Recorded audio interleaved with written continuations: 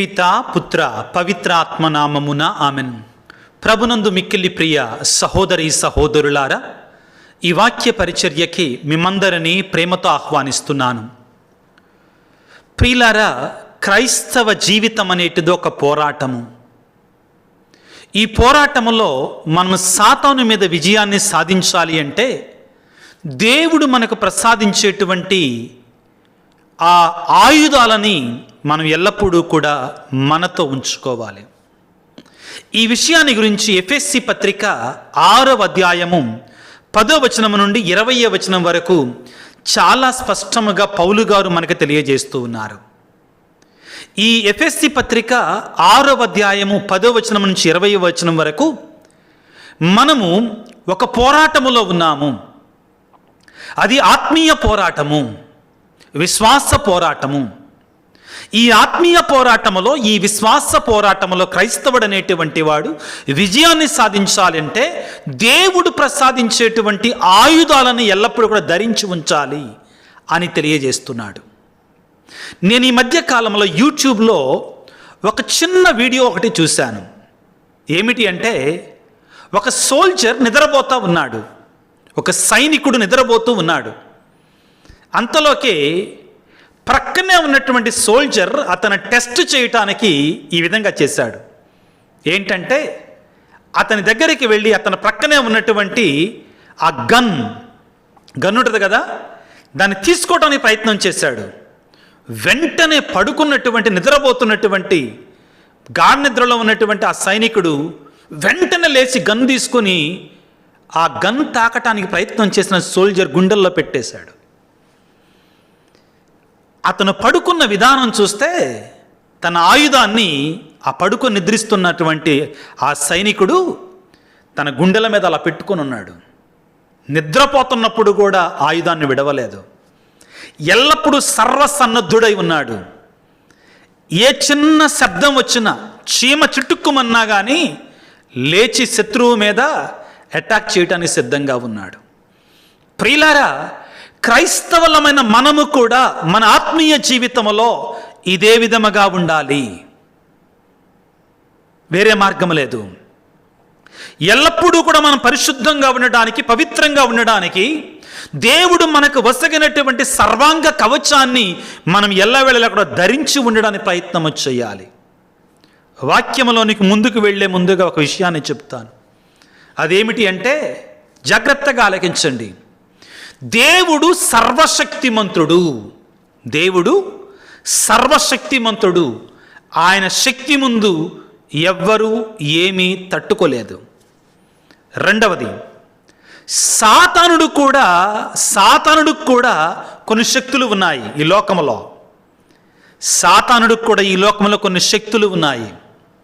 మూడవది ఏమిటంటే, మానవుడు సాతాను శక్తి ముందు తట్టుకోలేడు. గుర్తుపెట్టుకోండి దయచేసి. 3 ముఖ్యంగా. మొదటిది, దేవుడు సర్వశక్తిమంతుడు, ఆయన శక్తి ముందు ఎవరు తట్టుకోలేరు. రెండవది, సైతానుకు కూడా కొన్ని శక్తులు ఉన్నాయి. సాతాను కూడా కొన్ని చాలా శక్తివంతుడు సాతానుడు. మానవుడు తనంతట తానుగా సాతాను తట్టుకోలేడు. సాతానుడు ముందు తట్టుకోలేడు. 4వది ముఖ్యమైనటువంటిది, దేవుడు మనకి ఈ సాతాను మీద పోరాటము చేయడానికి తన ఆయుధాలు ఇస్తాడు. తన యొక్క సర్వాంగ కవచాన్ని ఇస్తాడు మనకి. 5వది అతి ముఖ్యమైనటువంటిది, ముగింపు ప్రియులారా, ఈ సర్వాంగ కవచాన్ని క్రైస్తవుడు ఎల్లప్పుడూ తనతో ఉంచుకోవాలి. ఎల్లప్పుడూ సిద్ధపడి ఉండాలి. ఎల్లప్పుడూ మెలకువతో జాగరూకులై ఉండాలి. ఎవరైతే ఈ 4, 5 చేస్తారో వారు సాతాను మీద విజయాన్ని సాధిస్తారు. మరొకసారి స్పష్టంగా మీతో చెప్తాను. దేవుడు సర్వశక్తిమంతుడు. ఆయన ముందు ఎవ్వరూ ఏమీ తట్టుకోలేరు. సాతానుడు కూడా కొన్ని శక్తులు ఉంటాయి. సాతానుడు కూడా శక్తిమంతుడే, కానీ సర్వశక్తిమంతుడు కాడు. Please make the difference. ఆ మధ్య తేడా చూడండి. దేవుడే సర్వశక్తిమంతుడు, సాతానుడు కూడా శక్తివంతుడే, సర్వశక్తిమంతుడు కాడు. కొన్ని శక్తులు ఉంటాయి. మానవుడు తన స్వీయ బలముతో సాతాను మీద విజయాన్ని సాధించలేడు. సొంత బలముతో సాతాను మీద విజయం. ఎందుకంటే ఆ ఏదెను తోటలో ఆడి మాట విని ఈడి బలమంతా వాడి చేతిలో పెట్టాడు కాబట్టి, మానవుడు స్వీయంగా వాడి చేతిలో పెట్టాడు కాబట్టి. 4వది, తన బిడ్డలమైన మనము ఈ సాతాను మీద పోరాడటానికి దేవుడు మనకి సర్వాంగ కవచాన్ని ఇచ్చాడు. 5వది, ఏ క్రైస్తవుడైతే ఈ సర్వాంగ కవచాన్ని తనతో ఉంచుకుంటాడు, ఎల్లప్పుడూ జాగరూకత కలిగి మెలకువతో ఉంటాడో, అటువంటి వాడిని ఈ సాతాను శక్తులు ఏమీ కూడా చేయలేవు. ఎఫెసీ పత్రిక 6వ అధ్యాయములో ప్రియులారా 10వ వచనములో, ప్రభువుతో ఏకమై ఆయన మహాశక్తి ద్వారా మీ బలమును అభివృద్ధి పరచుకొనండి అంటున్నాడు. మన సొంత బలంతో కాదు, మన సొంత శక్తితో కాదు. ఎవరి శక్తితోనట? ప్రభువుతో ఏకమై. You make the difference. చాలా ముఖ్యం ప్రియ క్రైస్తవుడా. ఇందాక నేను ఒకటి చెప్పాను, ఏమిటి అంటే సాతాను శక్తి ముందు మానవులంగా మనం నిలబడలేము, మనం పోరాడలేము. కాబట్టే దేవుడు ఏమంటున్నాడు, పౌలు గారు ఏమంటున్నారు, మీరు ప్రభువుతో ఏకమవ్వండి. When you are with Jesus you become a hero. అర్థమవుతుందా లేదా? దయచేసి జాగ్రత్తగా ఆలకించండి. మనం ప్రభువుతో లేకపోతే ఆయన సర్వాంగ కవచం మనకు లేదు. సైతాను మీద మనం ఒంటరిగా పోరాడలేం. కానీ పౌలు గారు ఏమంటున్నారంటే ఎఫెసీ పత్రిక 6వ అధ్యాయం 10వ వచనములో, ప్రభువుతో ఏకమై ఆయన మహాశక్తి ద్వారా మీ బలమును అభివృద్ధి చేసుకోండి. ప్రియమైనటి క్రైస్తవుడా, మనము ఈ సాతాను మీద పోరాడాలి అంటే మనకున్నటువంటి ఈ శ్రమలు, ఈ బాధలు, ఈ అనవసరమైన శోధనల మీద మనం విజయాన్ని సాధించాలంటే మన శక్తి మనకి చాలదు. యోహాను సువార్త 15వ అధ్యాయంలో యేసుప్రభు ఏమన్నాడు? నేను లేక మీరు ఏమీయూ చెయ్యజాలరు. ఎవడు నా యందు ఉండునో, నేను ఎవని యందు ఉండునో వాడు అధికముగా ఫలిస్తాడు. ఎలయనగా నేను లేక మీరు ఏమీయూ చెయ్యజాలరు. మనం కొన్నిసార్లు ప్రియులారా, నా దగ్గర కూడా కొన్నిసార్లు వచ్చి అంటుంటారండి, స్వామి నేను ఆ పాపంలో పడొద్దు అనుకుంటున్నా, వద్దు అన్నా కానీ మళ్ళీ పడిపోతున్నా. నో, పడతావు నువ్వు. ఎందుకంటే you should depend on the lord. చాలా ముఖ్యమైన సందేశం ప్రియులారా. మనం అనుకుంటాం నేను మంచిగా ఉండాలి అనుకున్నా కాబట్టి మంచిగా ఉండిపోతా అనుకుంటాం. No, we cannot.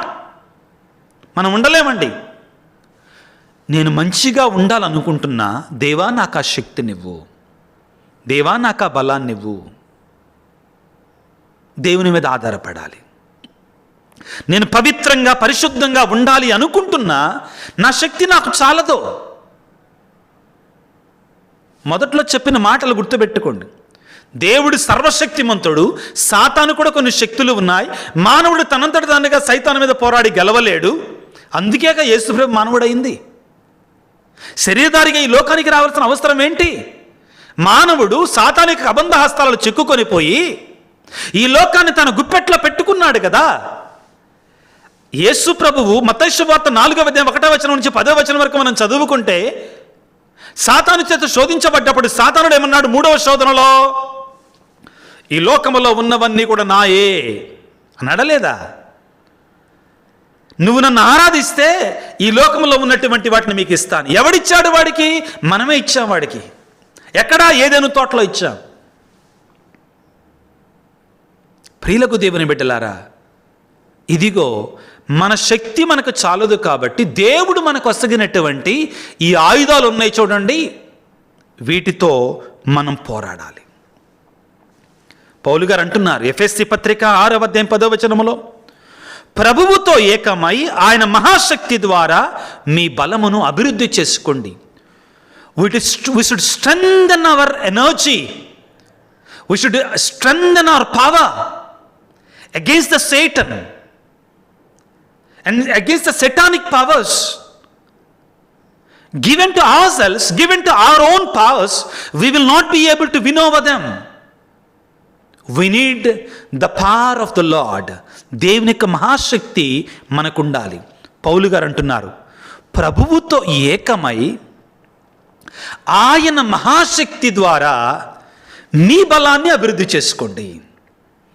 Without Jesus I'm a zero, with Jesus I'm a hero. Yesayya లేకుండా నేను పెద్ద గుండు సున్నా, బలహీనుణ్ణి. యేసయ్య నాతో ఉంటే నన్ను మించినటువంటి వాడు లేడు. సాతానుడితోటైనా సరే నన్ను మించినటువంటి వాడు లేడు. దావీదు ప్రియులారా గొలియాతుని మీదకి వెళ్ళినప్పుడు ఏమన్నాడు? ఆ మాట గుర్తు తెచ్చుకోండి, సరిపోద్ది మన ఆత్మీయ జీవితానికి.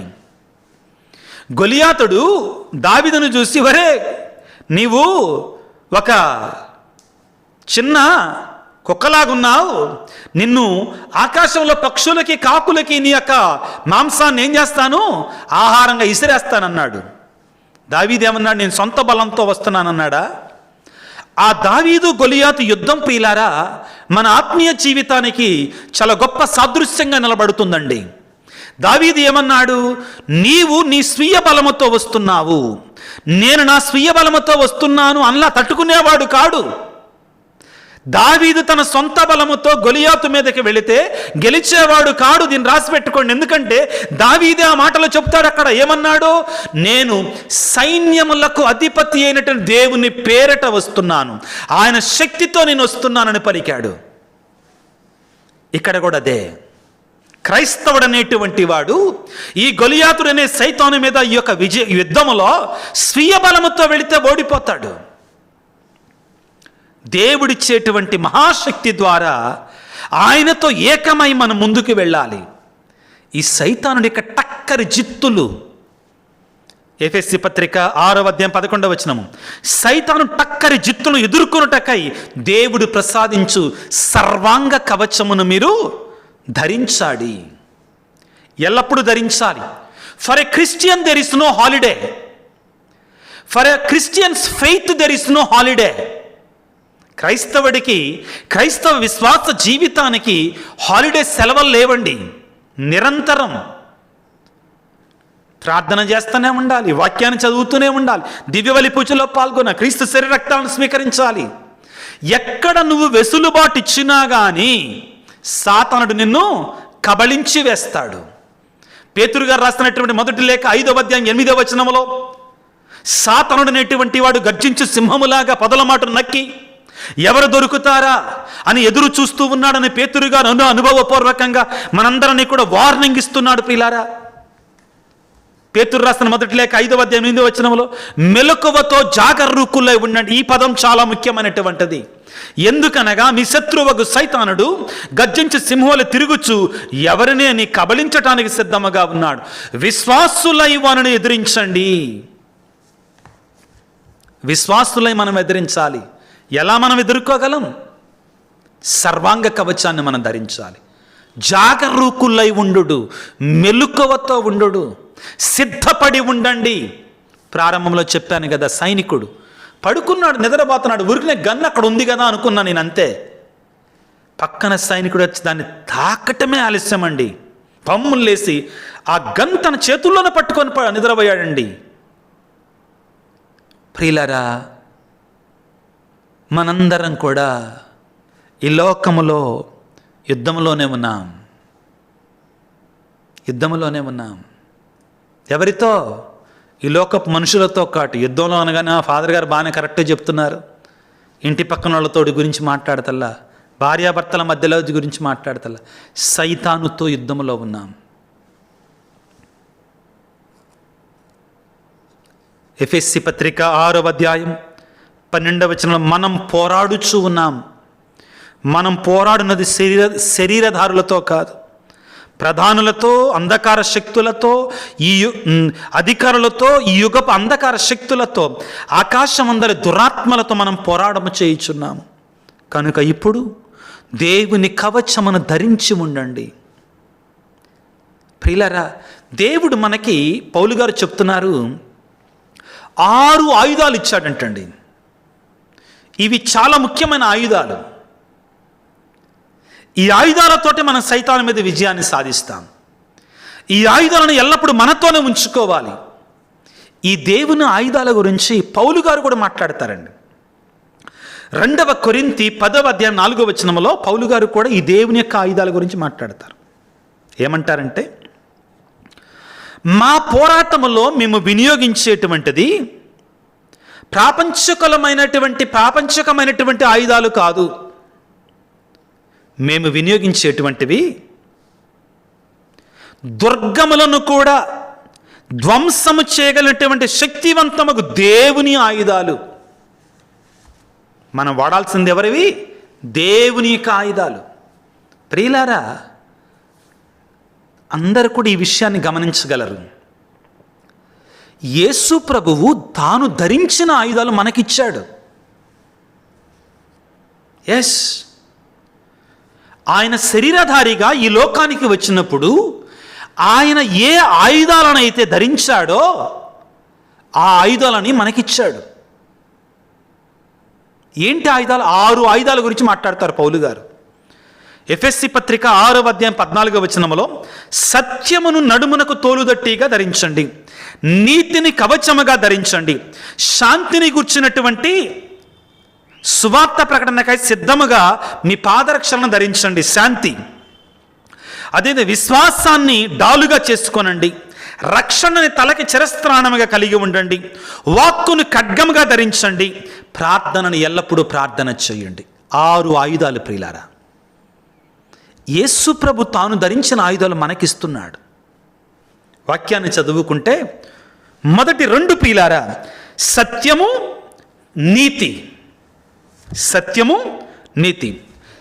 యెషయా గ్రంథము 11వ అధ్యాయం 5వ వచనాన్ని చదువుకుంటే అక్కడ మనం కొంచెం ఈ విషయాన్ని గురించి ధ్యానం చేసుకోవచ్చు ప్రియులారా.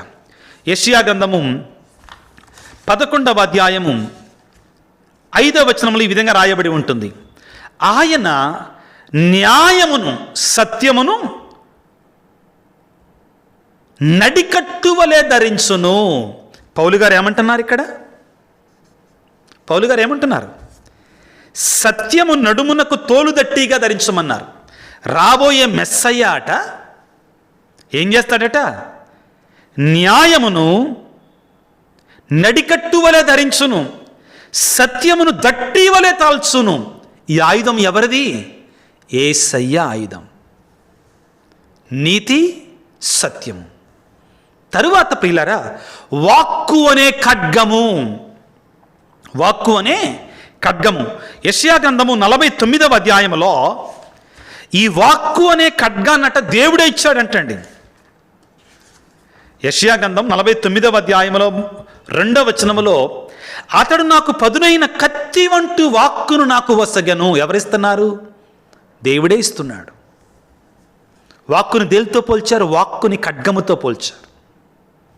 ఆయన నాకు ఇచ్చాడు. తన హస్తముతో నన్ను రక్షించను, వాక్కు అనే ఖడ్గాన్ని నాకు ఇచ్చాడు అంటున్నాడు. ఎవరిచ్చాడట? దేవుడే. దేవుడు కలిగి ఉన్నాడు పిల్లారా. యెషయా గ్రంథం 59వ అధ్యాయం 17వ వచనములో నీతి గురించి మాట్లాడతాడు. ఏమంటాడు పిల్లరా? అతడు న్యాయమును కవచముగా ధరిస్తాడు. కవచము. రక్షణను చిరస్త్రాణముగా ధరించును. ఇక్కడున్న వాక్యం అండి. ఏమిటి? 17వ వచనం, ఎఫెసీ పత్రిక 6వ అధ్యాయం 17వ వచనము.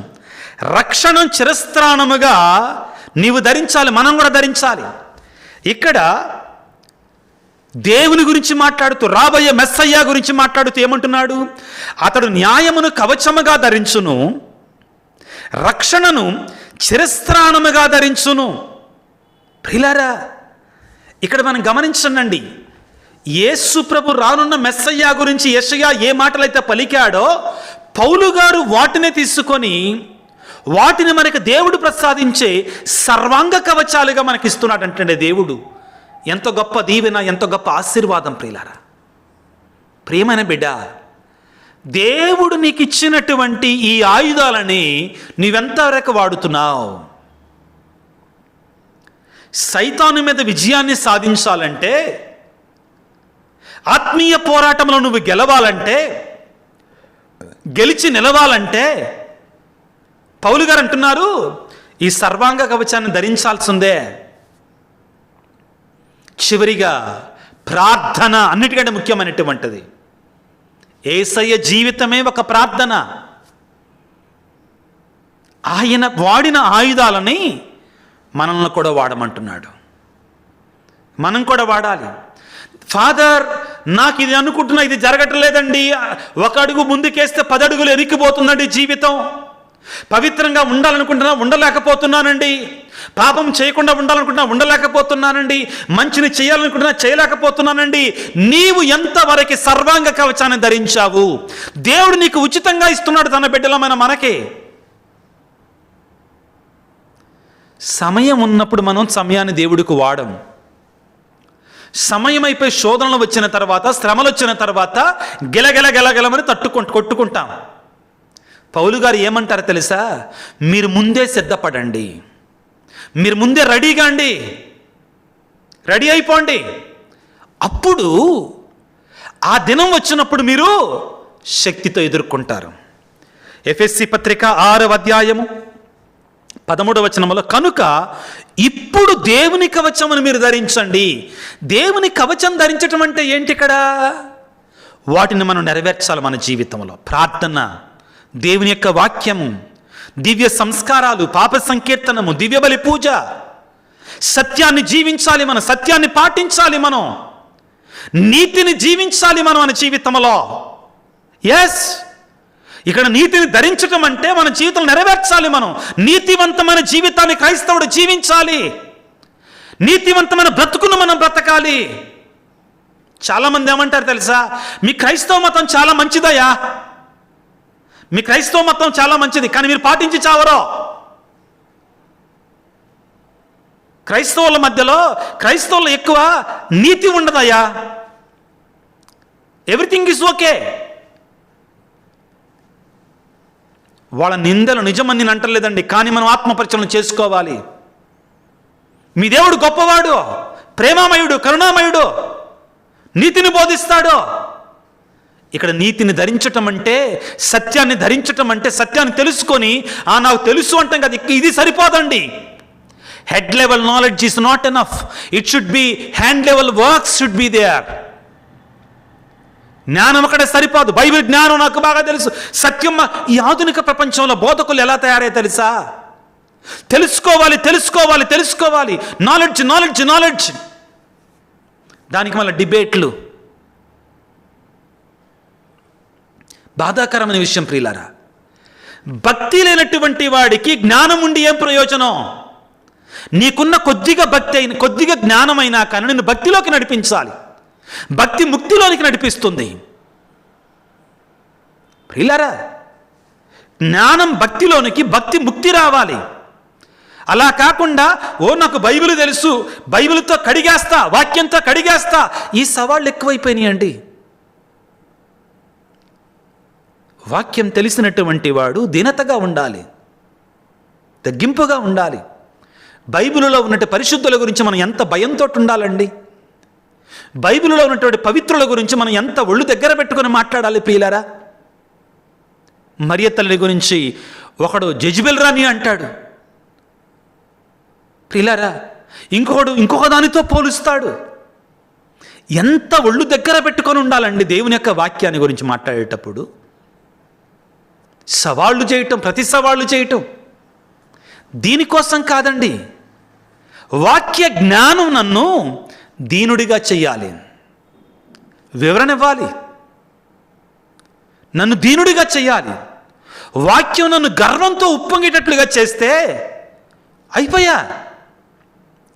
అయిపోయినట్టే.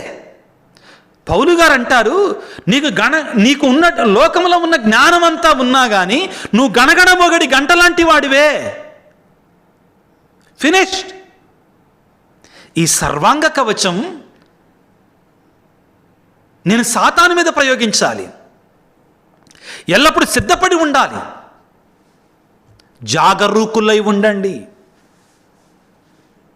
జాగరూకులై ఉండండి. నాకు నీతి తెలుసు, నాకు వాక్యం తెలుసు, నాకు సత్యం తెలుసు అని చెప్పి పాటించకుండా ఉంటే, దాన్ని ధరించకపోతే ప్రయోజనం ఏంటి? నాకు కత్తిని ఎలా తిప్పాలో తెలుసు, నన్ను మించినోడు లేడు కత్తిని ఎలా తిప్పాలో తెలిసినటువంటి వాడు. నా కవచం ఎలా వేసుకోవాలో తెలుసు, చిరస్త్రాణం ఎలా పెట్టుకోవాలో తెలుసు, కానీ శత్రువు వచ్చినప్పుడు దాన్ని వేసుకోను. నేను ఏమన్నా ప్రయోజనం ఉందా?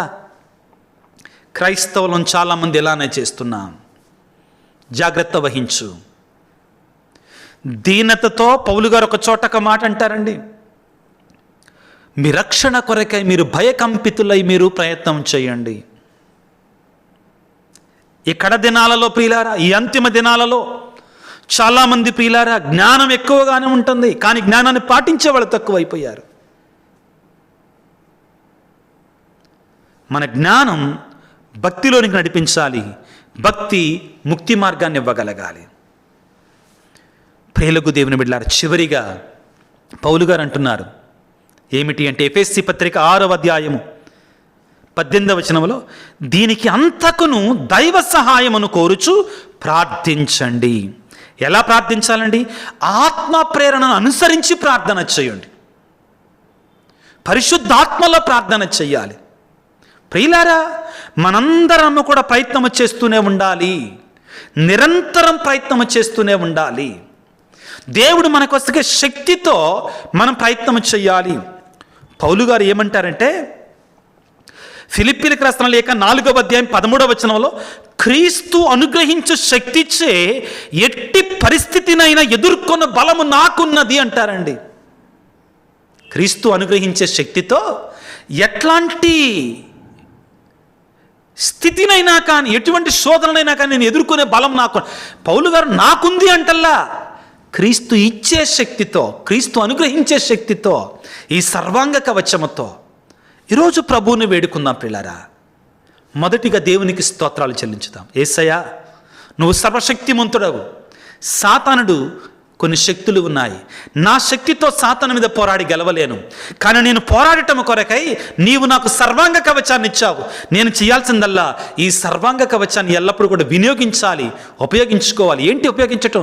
వాక్యాన్ని చదవాలి, నీతిని సత్యాన్ని మనము తోలుదట్టిగా కవచంగా వినియోగించాలి. నీతివంతమైన జీవితాన్ని జీవించాలి, పరిశుద్ధమైన జీవితాన్ని జీవించాలి, పుణ్యకరమైన జీవితాన్ని జీవించాలి. ప్రియులకు దేవుని బిడ్డలారా, క్రైస్తవుడు ఎప్పుడు నిద్రిస్తాడో సాతానుడు అప్పుడు యాక్టివ్గా ఉంటాడు. ఇక్కడ నిద్రించటం అంటే ఏంటి? ఆత్మీయంగా నిద్రించటం, ఆత్మీయ నిస్సత్తువతో ఉండటం. పరిశుద్ధులు ఎప్పుడైతే నిస్సత్తువతో ఉంటారో, ఆత్మీయ విషయాల శ్రద్ధ లేకుండా ఉంటారో, సైతానుడు అప్పుడు యాక్టివ్గా ఉంటాడు. ప్రియులారు, ఇంకా యాక్టివ్ అయిపోతాడు ఇంకా మన మీద. జాగ్రత్త వహించుదాం. సైతానుకు అవకాశం ఇవ్వమాకండి అంటున్నాడు. ప్రభువుని వేడుకుందాం పిల్లారా. దేవుని యొక్క శక్తి కొరకై, దేవుని యొక్క దీవెన ఆశీర్వాదం కొరకై ప్రార్థన చేద్దాం. సర్వశక్తిమంతుడా, సర్వోన్నతుడా, ప్రేమమయుడా యేసురాజా, మీకు స్తోత్రాలు, వందనాలు. ఈనాడు మీరు మాకు ఇచ్చినటువంటి వాక్యాన్ని బట్టి మీకు స్తోత్రాలు తండ్రి. ప్రభువా, నీవే సర్వశక్తిమంతుడవు నాయన. నిన్ను మించినటువంటి వాడు ఈ ప్రపంచంలో లేడు తండ్రి. సకలము మీకు లోబడి ఉండవలసిందే తండ్రి. కానీ మా శక్తితో ప్రభువా మేము సాతాను శక్తిని ఎదిరించలేము నాయన. కానీ నీ శక్తి మాకు తోడైతే, నీ సర్వాంగ కవచం మాకు తోడుగా ఉంటే, నీవు అనుగ్రహించే మహాశక్తితో ప్రభువా సాతానును మేము సులకసూత్రంగా గెలవగలమని మీరు మాకు నేర్పించారు. దానికి మేము చేయవలసింది ఎల్లవేళలా జాగరూకులమై మెలకువతో నీవిచ్చినటువంటి ఈ వాక్యాన్ని, ప్రార్థనా జీవితాన్ని, నీతిని, సత్యాన్ని, వాక్కును, అన్నిటికంటే ముఖ్యంగా ప్రభువా విశ్వాసమును మేము ధరించి ఈ సైతానుపై వ్యతిరేకంగా పోరాడాలి. ఓ దేవా, మీ ఆత్మాభిషేకాన్ని మాకు ఇవ్వండి. మీ పరిశుద్ధాత్మ శక్తిని మాకు దయచేయండి. ఈనాడు ప్రభువా నీ యొక్క వాక్య పరిచర్యలో పాల్గొంటున్నటువంటి నీ బిడ్డలందరినీ మీరు దీవించండి నాయన, ఆశీర్వదించండి. నీ పరిశుద్ధాత్మ శక్తితో నింపండి, నీ పవిత్రాత్మ వరములతో నింపండి నాయన. నీ దివ్య సంస్కారాలలో మేము పాల్గొని ప్రభువా నీ యొక్క దివ్య బలి పూజల్లో పాల్గొని నీ జపమాలను జపించుకుంటూ నాయన, నీ వాక్యాన్ని చదువుకుంటూ మమ్మల్ని మేము బలపరచుకొని సాతానికి వ్యతిరేకంగా పోరాడే బిడ్డలుగా మమ్మల్ని దీవించండి. ప్రత్యేకంగా ప్రభువా మా కొరకు ప్రార్థించండి స్వామి అని అడుగుతున్న బిడ్డలందరినీ మీరు దీవించండి. ఆత్మీయంగా బలహీనపడిన బిడ్డల కొరకే ప్రార్థిస్తున్నాను తండ్రి. నీ శక్తితో, ఆత్మీయ బలముతో నింపండి నాయన. నీ పరిశుద్ధాత్మ వరముతో నింపండి నాయన. మా శక్తి మాకు చాలదు, పరిశుద్ధాత్మ మాకు కావాలి తండ్రి. మా ప్రభు అయిన క్రీస్తు ద్వారా వేడుకొనుచున్నాము తండ్రి. ఆమెన్. ప్రభువు మీతో ఉందురుగాక, మీ ఆత్మతో ఉందురుగాక. సర్వశక్తిగల సర్వేశ్వరుడు పిత, పుత్ర, పవిత్రాత్మ మిమ్ము మీ కుటుంబాలను చల్లగా దీవించి ఆశీర్వదించి కాపాడుదురుగాక. God bless you. దేవుడి దీవించుగాక. ఆమెన్.